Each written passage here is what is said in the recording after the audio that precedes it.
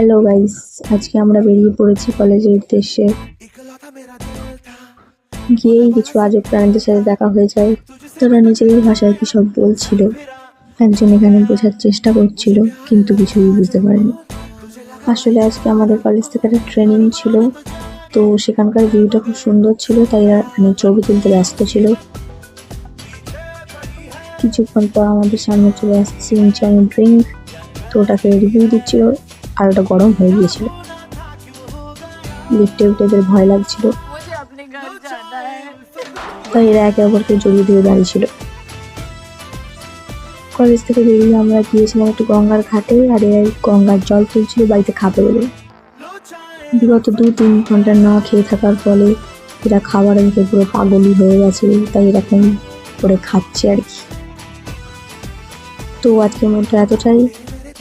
আরও কিছু ঝামেলাপূর্ণ ব্লগ দেখার জন্য সাবস্ক্রাইব করে পাশে থেকো। টাটা।